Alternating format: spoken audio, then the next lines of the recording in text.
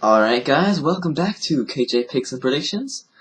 Coming back at you at another video, and this time I will be discussing the not the wild card, I already did that, the divisional round of the NFL playoffs. Now, to start things off, I was told to increase my mic volume, so I had it at 77 before. It took me actually a while to figure it out, go into my PC, find my microphone, what its name is. Actually, I didn't do that before. It was just randomly set to 77 at the beginning, as it seems, and I increased it to 100, so I hope the audio is much better now. Well, better in terms of being louder. Anyway, let's get right into football, which is why we all came here for. So, starting off, Seahawks at Falcons. Now, this week I'm a lot less confident in my picks than last week. So last week I was confident I would get at least 3 right, being the Texans I was almost 90% sure, Steelers I was 95% sure, and the Seahawks I was also 90% sure. That the Packers would be defeated I was about 60% sure. I just didn't know that the Giants receivers would be that bad, and that the Giants defense just shut down in the second half. So I'll already recap those games if you want to hear more about that. But let's get right into my picks for this week. Alright, so starting off, Seattle goes to Atlanta. And Seattle are 4-point underdogs here by betting picks from Vegas. Now, I can see how people can make a case for the Falcons. They're the 2 seed. They're the, I guess people say, second best team in the NFC, since they are the 2 seed. But I'm going to have to pick Seattle here. I get this is kind of a mismatch in terms of Atlanta puts up a lot of points, but their defense isn't amazing, so they get into some shootouts. However, Seattle is a team that does not get into shootouts. They can play good defense, but they're not going to score a lot of points. So Seattle scoring over 30 points is very rare, even against bad teams. And the Falcons scoring over 30 points is not rare at all. In fact, they have 33.8 points per game, which is like the 8th best in NFL history since like 1970, which is freaking amazing, obviously. So I see this as kind of a mismatch, and I would say this is about a 52-48% chance of my pick being correct, but I'm of course going to take that because I do believe the Seahawks are that much. They are better. Their defense really is playing great. Michael Bennett is still Michael Bennett to me. I think you can really get that not so great O-line of Atlanta. Well, it's good, don't get me wrong, but if you compare it to Matt Ryan and the running back duo and the right receivers, then those are definitely the stars and not the O-line, although I think Alex Mack, the center, I really like him. So Michael Bennett is probably going to get through there, get some sacks. Cliff Averill, most likely. Bobby Wagner is going to clear up the middle.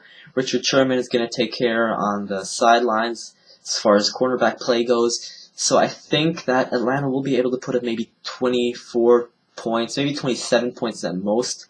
And then Seattle should be able to put up around 27 points as well. So I'd say this could be maybe similar to what they played in the regular season, which was 26-24, I believe. So I think the Seahawks can win this one.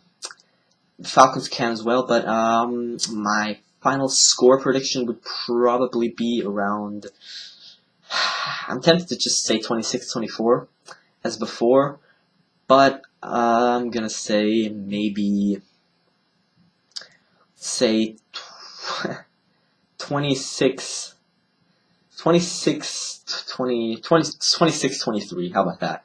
1 point differential. I really can't say any other score, and if I would be saying another score, it would just be to be further off of the score they already had in regular season. I really think this is where the game could be going again. Now, next game is actually where I'm very confident in my pick: Texans versus Patriots. And Vegas currently has the Patriots favored by like 16, 17 points. I don't know what it is exactly, and I think that's way too much. Now, I get the Patriots shut the Texans out 27-0 with Jacoby Brissett at quarterback, but the Texans' defense has really played well last week. I guess it's fair enough against Connor Cook they played well, but I think they can do this again. Now, I don't think they're going to win this game by any means, and they might lose by 2 touchdowns. I just don't think 3 scores is quite the amount they're going to lose by. I'm sure the Texans aren't going to put up more than 14 points, but I can see the Patriots not putting up more than 30 as well. So maybe a 16 to 27 games, maybe somewhere around there. Sounds realistic to me, but the Patriots are definitely advancing here. So far I haven't changed any picks from the picks I had in my playoff predictions, which was me predicting everything so far, and there I had the Giants in this bracket. Since I went 3-1 in my wildcard predictions, I had the Giants playing the Cowboys, and I thought the Giants were had a better chance of beating the Cowboys, so I had them advancing as well, and then playing ultimately the Seahawks in the championship game where they then lost to the Seahawks. That's my wildcard predictions. Now, I still have the Seahawks beating the Falcons as I did in my wildcard predictions. I have the Patriots beating the Texans like I had in my wildcard predictions. And now, next game will be, as I had in my playoff predictions as well, Steelers in Kansas City. Now, this is also a hard game to predict. It's also around 50-50 toss-up. I think the Steelers are great, although I said I was not as impressed as someone might be about this Steelers team. So, Le'Veon Bell is incredible. He's very, very patient. And I heard the argument saying Le'Veon Bell is to football what Steph Curry is to basketball. And I think that is... he said that himself, actually, I believe, Le'Veon Bell. And first off, I think that's not a very humble thing to say. Comparing yourself to Stephen Curry, I don't think anybody can really say that. Stephen Curry is amazing. So, Stephen Curry did to basketball. He changed the way the nation thinks. He showed little kids, and by little I mean literally little, small kids like my size who are at 15, maybe they're like 5'6", 5'7", and they're not going to grow to be 6'5". They're going to grow to be maybe 6 foot, maybe 6'2". And he showed the world that kids with that are 6'2" can play basketball. Now, what did Le'Veon Bell do? He's not really undersized. He's not under speed, meaning slow, or he's still quick. He's fast. He's got power to him. Now, he did bring in a new way of playing football as a running back, which is opposite of Adrian Peterson going for the home run, cutting it to the outside and just pacing by everyone. Le'Veon Bell obviously almost stops, looks for the hole, and then just squeezes through it, and he'll get a nice gain of 10 yards maybe. And he's not going for the home run in every play, meaning he's patient, wise, and I'd say he has a very high football IQ, while Adrian Peterson, who was the best running back in the league for a long time, is rather a guy with not as high of a football IQ, but supreme athletic ability and also supreme leadership ability, because I think he really was the leader of this team. It was not Donovan McNabb for the year he was there. It's not Teddy Bridgewater. I don't think Teddy Bridgewater is a leader at all. He still is the best quarterback there. It's not Sam Bradford. Who else did Adrian Peterson play with that quarterback? I don't remember who it was after Donovan McNabb. Man, I should know this. Well, I don't remember. Too bad. How do we get to the Vikings anyway? We're not talking about them. So back to the game. Ben Roethlisberger, I think he made a case for himself, showing that he's a great quarterback, but he's now nowhere close to Aaron Rodgers. So that almost pick he threw, where he threw to the defensive lineman who dropped back into coverage, was a throw Aaron Rodgers would never make. So he threw it basically into the arms of the defensive lineman, and he also can't stay in the pocket for 9 seconds. So he's nowhere near Aaron Rodgers. I still think he's a great quarterback, much better than Alex Smith. But the Chiefs' defense also can really do something, and Tyreek Hill is also a very explosive player. So I think the Steelers are going to have some trouble with the Chiefs. But ultimately, I'm going to pick the Steelers here. Also, not confident in this pick, and I feel this is maybe a risky pick because the Steelers have not played great in the season, unlike the Chiefs, who to me have played very great. Admittedly, not many games against very high-level teams. They did sweep the Raiders, which was great, but I think that also was kind of a mismatch game. And furthermore, this is a divisional game between the Chiefs and the Raiders back then, so that also comes into play. So I'm picking the Steelers here. I think this could be maybe a 30 to 26, 27 game. Somewhere around there I would expect it. I'm very much looking forward to seeing this game. Now next we have Green Bay going to Dallas.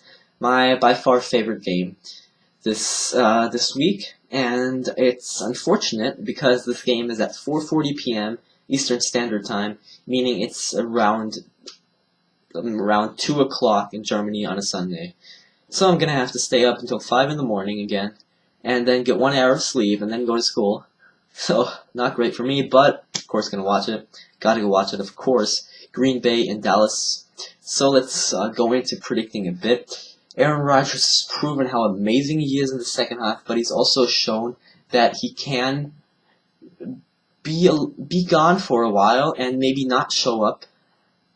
And during the time he did not show up was the time Eli Manning was playing better than him. He was throwing great passes to his receivers. The receivers just couldn't hang on to the ball. And I talked about 5 minutes long about how the receivers couldn't drop the ball and why not, and if it had something to do with the photo or not.